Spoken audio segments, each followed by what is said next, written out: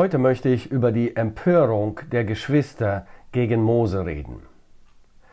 Die drei Geschwister, Miriam, Aaron und Mose, waren eigentlich ein Muster von geschwisterlichem Zusammenhalt, gegenseitiger Unterstützung und Teamgeist. Vieles davon ist mit Sicherheit dem Vorbild, den Gebeten und der Erziehung ihrer Eltern, Amram und Jochebed, zu verdanken. Alle drei werden von Gott für eine große Aufgabe auserwählt. Und sie werden auch als Team eingesetzt. Gott selbst bestätigt diese Tatsache durch den Propheten Micha. Wir lesen in Micha 6, Vers 4, Gott spricht zu Israel: Habe ich dich doch aus Ägyptenland geführt und aus der Knechtschaft erlöst und vor dir hergesandt Mose, Aaron und Miriam. Das Bild wäre sehr harmonisch und fast perfekt, gäbe es da nicht diesen einen gravierenden Vorfall, der zeigt, dass alle die fromm und gottesfürchtig erzogenen Kinder, dass auch die hingegebensten und für den Herrn eifernden Diener Gottes dennoch schwache und sündige Menschen bleiben, die gravierende Fehler begehen können und versagen. Nachdem Gott alle drei Geschwister gesegnet und als seine Werkzeuge gebraucht hat, um sein Volk, um Israel aus der Knechtschaft Ägyptens zu erlösen, nachdem sie alle drei die großen und mächtigen Wunder Gottes gesehen haben, empören sich Miriam und Aaron gegen Mose. Wir lesen davon im 4. Buch Mose, Kapitel 12. Miriam aber und Aaron redeten gegen Mose wegen der kuschitischen Frau, die er genommen hatte, denn er hatte eine Kuschitin zur Frau genommen. Und sie sprachen: Redet denn der Herr allein zu Mose? Redet er nicht auch zu uns? Und der Herr hörte es.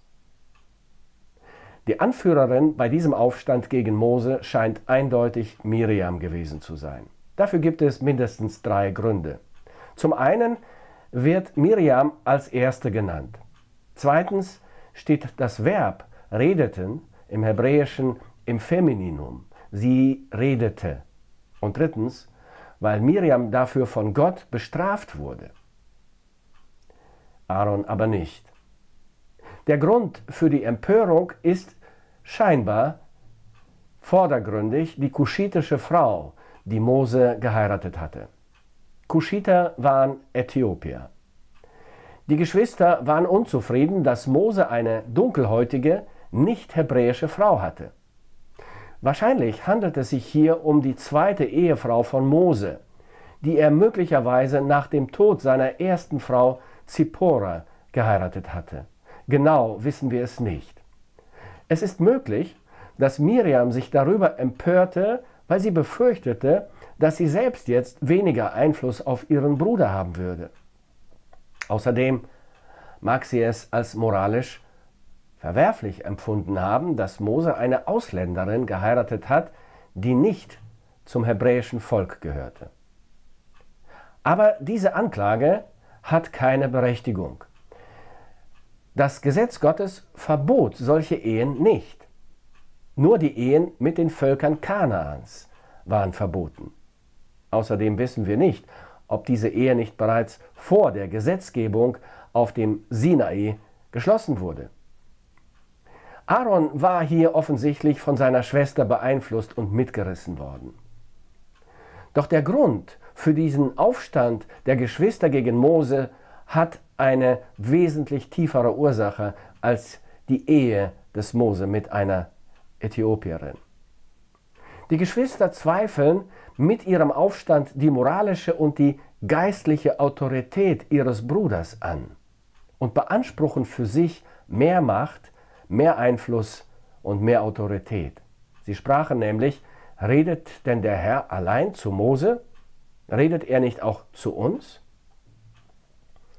In gewisser Weise hatten sie recht. Der Herr redete auch zu Miriam und zu Aaron von Zeit zu Zeit. Miriam war eine Prophetin, die nach dem Durchzug des Volkes durch das Rote Meer ein prophetisches Lied gedichtet und vorgesungen hatte. Auch Aaron empfing von Zeit zu Zeit Gottes Botschaften als Priester. Aber hinter diesem Aufstand und den geäußerten Argumenten verbirgt sich gekränkter Stolz und sündiger Machtanspruch. Es ist eine Empörung gegen Gottes Handeln und gegen Gottes Rollenzuweisung. Offensichtlich hat Miriam ihre Rolle als ältere Schwester überbewertet. Sie wusste sehr genau, dass sie eine Schlüsselrolle spielte bei der Rettung ihres Bruders aus dem Nil. Sie war prominent und sie war berühmt in Israel. Sie wollte mehr Ehre und mehr Anerkennung. Sie beneidete ihren Bruder um seine Rolle und bewegte Aaron zu diesem unseligen Aufstand. Weil Mose seine eigene Ehre nicht verteidigen will, greift Gott ein. Mose verschließt sein Ohr und tut so, als würde er diese Anklage gar nicht hören. Aber wir lesen, und der Herr hörte es. Und der Herr greift ein.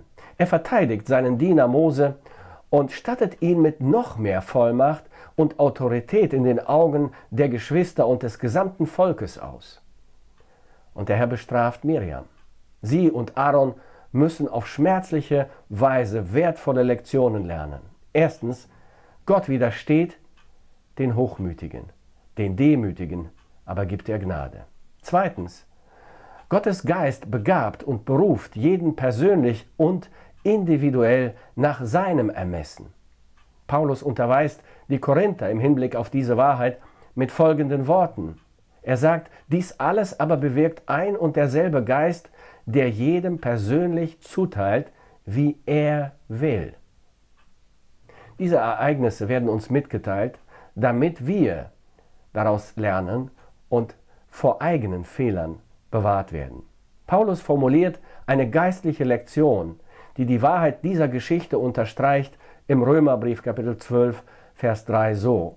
Er sagt, denn ich sage, durch die Gnade, die mir gegeben ist, jedem unter euch, dass niemand mehr von sich halte, als sich's gebührt, sondern dass er maßvoll von sich halte, wie Gott einem jeden zugeteilt hat, das Maß des Glaubens.